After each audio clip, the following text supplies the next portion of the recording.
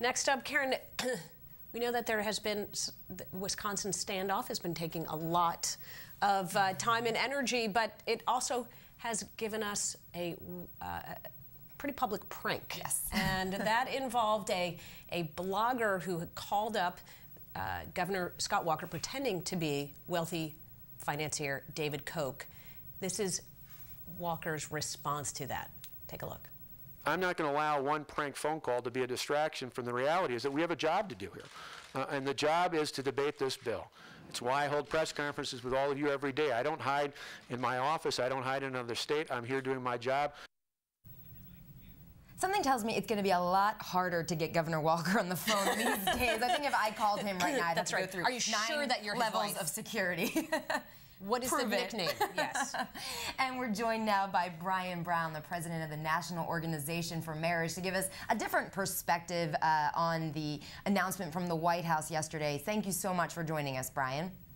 Thanks for having me. Just to get started, we are not hearing much from congressional Republican leaders that this is an issue that they're really willing to jump in on. Yesterday, John Boehner was, of course, bringing it back to jobs and the fact that the White House was not focusing on that. Are you concerned that Republicans are not going to perhaps respond with force against the White House on this decision, that maybe they're just going to let this one slide?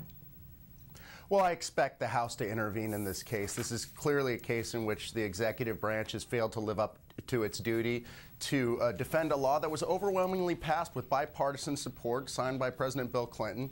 And it's the job of the executive branch to defend this law. They've chosen to abdicate their role in that, and now it's up to Congress to intervene. So I do expect Congress to intervene. I expect the House to intervene, and I expect them to make the arguments that, to be frank, the Obama administration wasn't making even when it was technically defending the law. The mask is off.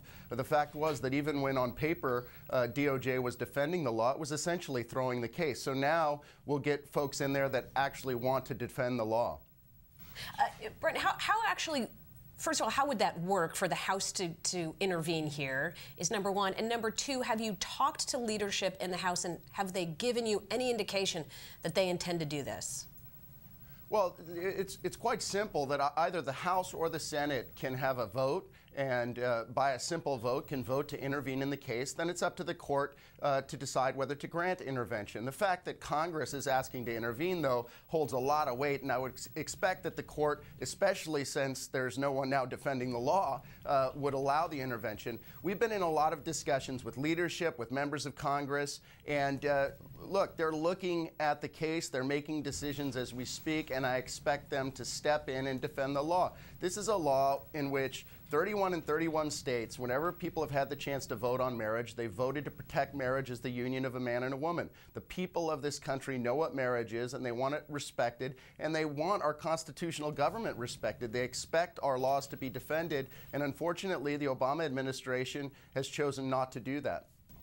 Brian, you said that 31 states have voted against this, but you're seeing a trend in polling that shows the country's still split about 50-50, but there's been an increase in support for gay marriage. You also noted that this passed with bipartisan support. That was in 1996, of course, 15 years ago. How confident are you that if there was a similar vote now, that the votes would be there to pass similar legislation?